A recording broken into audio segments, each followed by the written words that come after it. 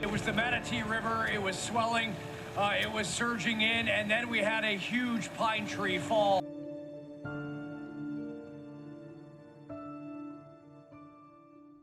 Three hurricanes in 2 months. It's safe to say that Floridians here on the Florida Gulf Coast are a little anxious, a little exhausted, a little in disbelief. And all three of these hurricanes hit in various levels and bringing different kinds of destruction. With any hurricane, destruction can be caused by storm surge, flooding, heavy amounts of rain, and we've had all three of these things in the last 2 months. To begin with, we had Hurricane Debby, which actually wasn't even a hurricane, it was a tropical depression, but it brought severe flooding to some of the neighborhoods here in Sarasota, mine being one of them. There were so many of my neighbors that were completely flooded out, lost power, no water, all of the horrible things that come along with flooding. And also there were neighborhoods in Sarasota that should never have flooded, that flooded during Hurricane Debby. During Hurricane Debby, we had 11 to 18 inches of rain in less than 24 hours, which definitely devastated some communities and neighborhoods. And then we had Helene, which brought some of the highest storm surges we have seen on the Florida Gulf Coast in decades. And unfortunately with Helene, we knew we weren't going to get a direct hit. We knew it was going to be bad, but what really came from that is shocking. The amount of people on our barrier islands that woke up to homes completely flooded. Main level condos were filled with sand. The roadways were covered with sand. There's just so much destruction up and down the Florida Gulf Coast.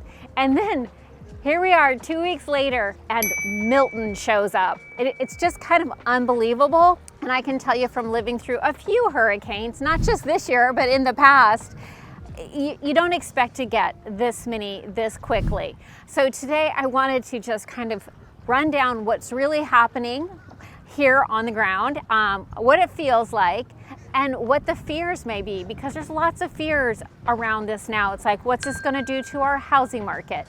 What's this gonna do to our insurance premiums? What's it going to do to our tourism? There's so much at stake right now and things are constantly changing.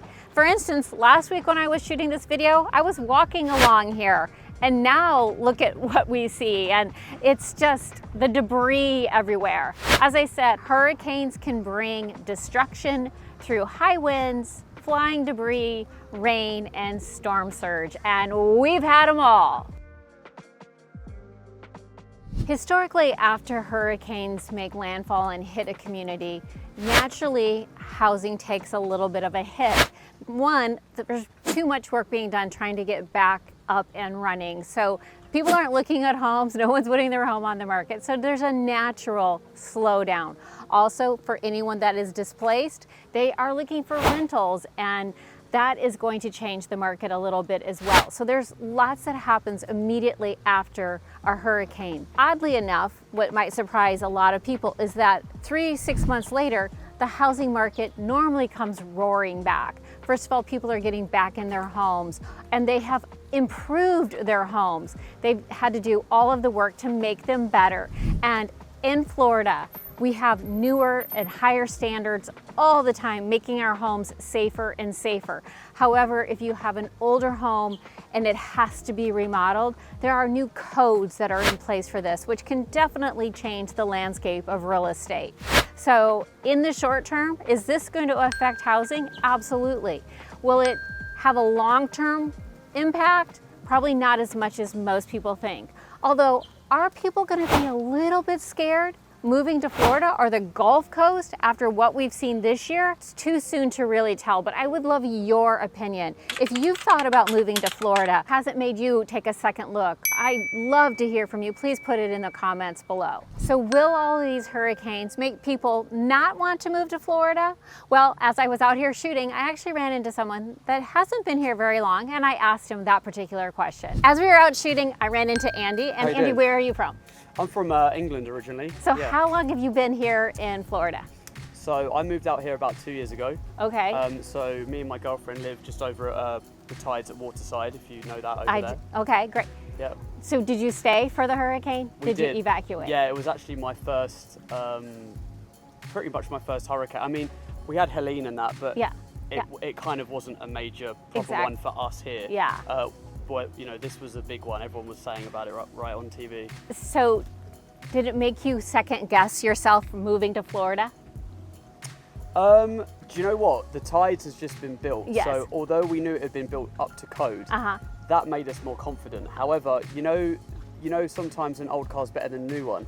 If you know it's gone through it, you're like, oh, it's, you know. Yeah. And so I was more concerned, you know, this hasn't been tested even though it's built up to code. Luckily, we was okay. What brought you to Florida in the first place? After COVID, I kind of had enough. I felt like I wanted to change, so I started a business here. Oh, great. So I rent out it's called Lit Light Love. We do marquee lights and flower walls, and then I have another business called the Telephone Guest Book. We rent out telephones for people getting married. Oh. So you can leave audio messages from your guests. Yeah. That's cute. So it's like a fun thing. But you know, all our customers are outside of this area, so they don't care that we've got a hurricane here. No. They're like, where's my phone? Where's this? You That's know? a very good point, because we're the ones that are facing it, and people are like, the rest of the world goes on, and you're like, wait a minute, I don't have any internet, you know, like. Absolutely, yeah. Everybody else is like back to work. Yeah. And that is one thing I will say about Florida. We're very resilient, and we do go back to work, and the camaraderie and everyone really pitches in and helps a lot. I agree with that, yeah. And I mean, I was here for Irma, which was big in 2017, and Ian. And it is amazing to me how quickly everyone just gets back to it, and people forget. I mean, our memories, unfortunately, are very short, and we get back to work and people come and visit, and we'll see what happens next. Yeah. Well, it was a pleasure speaking to you. Very nice to meet you, Andy. Yeah, you too. Thanks a Well- lot. So what should we expect here on the Florida Gulf Coast moving forward? Well, first of all, there has been some law changes already in effect before the hurricanes even hit. First of all, everyone that is going to sell a home now has a flood disclosure document they have to fill out. So if you've ever gotten any amount of water in your home, it has to be disclosed. If you filed a claim for flood insurance, anything that has been done with your home that has to do with hurricanes, flooding, water is now 100% has to be disclosed. So that is a good step so that no one's going into an area unaware. Second of all, should flood insurance be mandatory for everyone? As we know, Florida is all a flood zone, but your exact flood zone does determine whether it's required for you to have flood insurance if you have a mortgage. I know there's many of us, myself included, that are in flood zone X that have made the decision to go ahead and purchase a flood policy. Unfortunately, what we saw with Debby, Helene, and now Milton has a lot of us fearful and want a little extra protection. So what's this going to do to the cost of insurance? Well, we don't know yet, but most likely, as in everything, the costs are going to continue. So we've talked a little bit about what it's like living through a hurricane, which is extremely stressful and anxiety provoking for sure. So how are hurricanes impactful on new construction? Well, first of all, the builders have to get back and make sure that everything is safe, secure, clean up their areas, clean up their neighborhoods, the construction sites, make sure everyone is safe and sound. And the first most important thing is always going to be their workers, their homeowners, their staffing. Make sure everyone is safe, and that is incredibly important. But also, there is so much destruction and so much help needed that the labor force is definitely going to be tested, and there might be hard to get some jobs done. And that includes on new construction sites. So if you're planning on building, the building time may take a little bit longer. Most of the builders after Ian have started to include impact windows as a standard feature. Moving forward, I think that will be 100% across the board. Every time something this traumatic happens, the building codes go up and our homes become safer and safer. So what will be the complete impact of having 3 hurricanes in 2 months for the Florida Gulf Coast? Well, I'm not sure yet, but keep watching to find out. If we haven't met yet, though, I'm Lisa McBride with Sarasota Neighborhood Experts, and I do help so many of you move to the Florida Gulf Coast, and I'm here to help. If you have any questions at all, please let me know. Thank you so much for watching, and until next time, take care.